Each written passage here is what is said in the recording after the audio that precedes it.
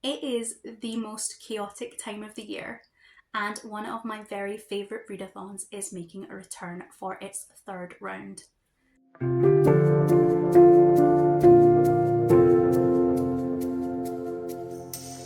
June sees the return of Brianna at 4 Paws in a Book's The Amazing Readathon. This is a month-long, team-based, points-driven readathon that is sort of based on the TV show The Amazing Race. And in this third iteration, we are changing things up, and instead of racing towards different cities in our world, we are racing towards different literary worlds with the help of our team. There are 5 teams, although one of them is not a competitive team, they are just there for the vibes. The other 4 teams each have a bonus prompt that gets them some extra points every time they read. I had a bit of a debate over which team I wanted to join. I knew right away that the team that has the schools prompt wasn't going to work for me. I just don't read a lot of books that are set in schools, and the isolated setting prompt I thought would probably make things quite difficult. I was torn between having my bonus prompt be trials and competitions, which I do really love in books, but I thought might make things tricky to fit that bonus point into as many books as possible. And the one that I eventually did pick, which was the Lorekeeper team, and our prompt is to read books that have a really strong family focus.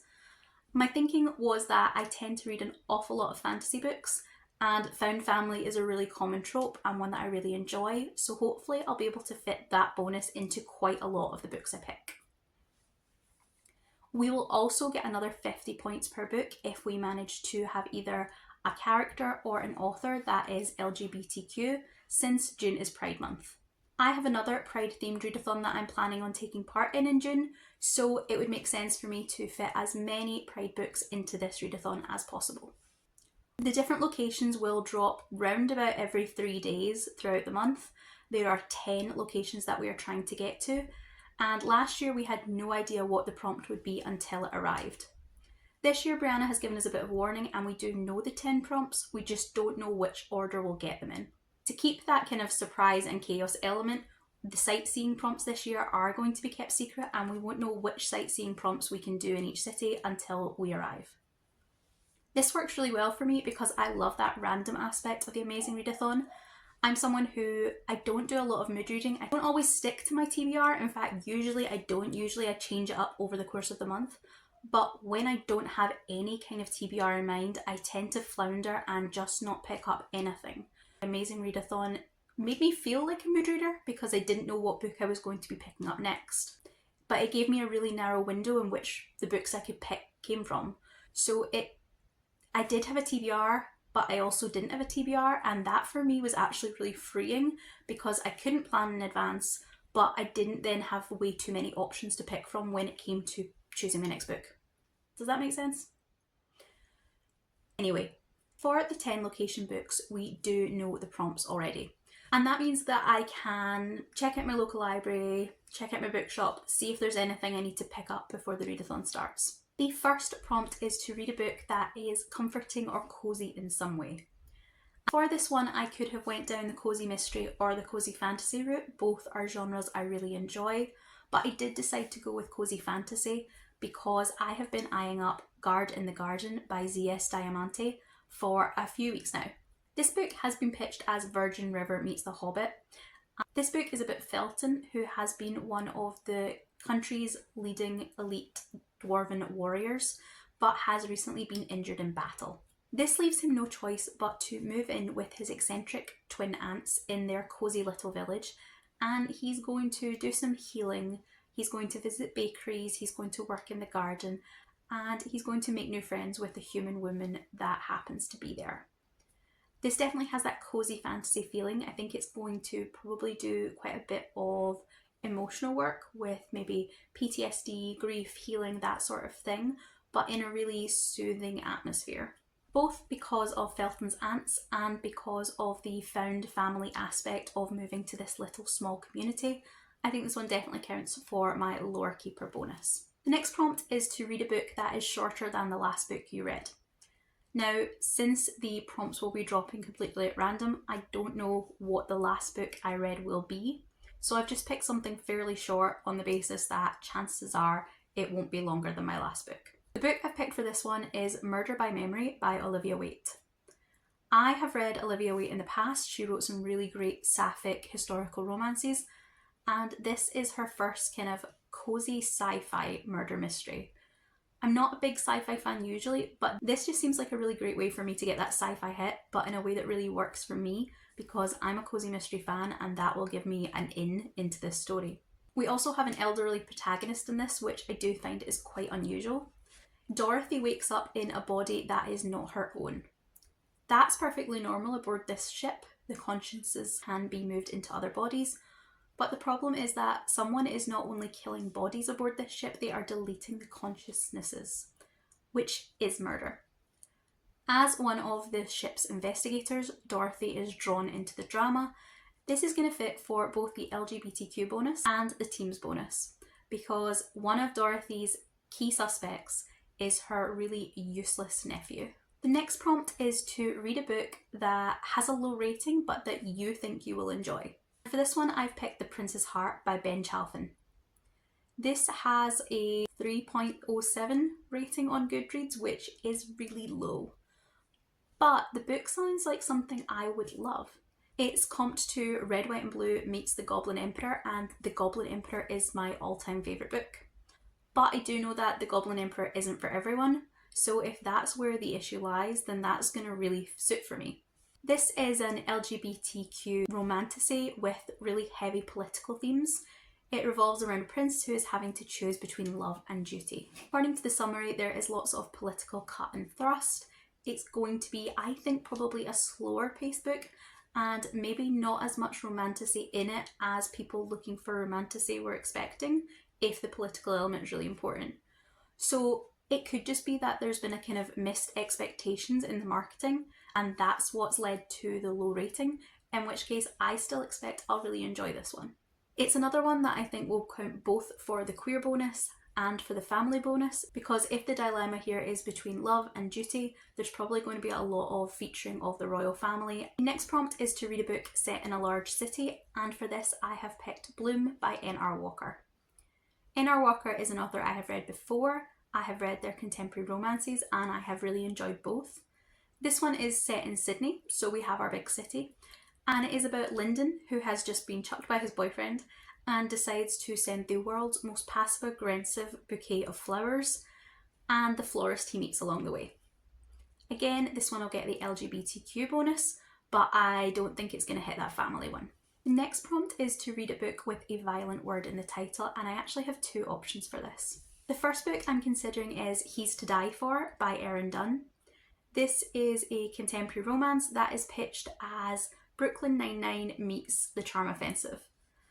The Charm Offensive by Alison Cochrane is a book that I absolutely adored, and I've always found Brooklyn Nine-Nine really funny. In this one, we have a young NYPD homicide detective who has just been given his first big break. It's a high-profile case involving a record executive, and it has everything it might take to put his career on the map. However, when he falls for the prime suspect, a rock star with a clear motive and no alibi, he's going to have to decide where his priorities lie. Again, this one gets the LGBTQ bonus, but probably misses out on the family. However, this book isn't coming out until the very start of June, and depending on when I can actually get hold of a copy and in what order the prompts drop, it might not work. So I do have a backup. My backup is Wedge the Barbarian by Kira Andrews. Kira Andrews is a really prolific author of male-male romance, but one I've never actually read. As far as I know, this is a historical enemies to lovers story, and it's one that I would like to try so that I can have a taste of her writing. The next prompt is a book with a green cover, and for this I have picked The Prince and His Stolen Groom by J.E. Ridge. In this we have Prince Rick. His sister has just been signed up to an arranged marriage that he knows will make her miserable. So to prevent the marriage, he kidnaps the bridegroom and stashes him away in a tower. However, very soon, a stranger arrives at the castle claiming to be Prince Brendan, the prince he's fairly certain he's got trapped in that tower. So now Rick has two grooms, one is an imposter, and he has to figure out what he's going to do with them. Chaos ensues. For our next prompt, we have to find a book that has an over-the-top cover. And for this one I have picked The Mask of Mirrors by M.A. Carrick. M.A. Carrick is a pseudonym for 2 authors, one of which is Marie Brennan. I've read the entire Memoirs of Lady Trent series by Marie Brennan and I really enjoyed the entire series, so I have very high hopes for this one. It's quite a long fantasy novel, but it's one that I don't think I've ever heard any negative reviews of. So I'm really looking forward to it, and I've been a bit intimidated to pick it up, so I think maybe this is the push I need because I'll need to go on with it rather than letting myself be put off or tempted to pick up something else instead.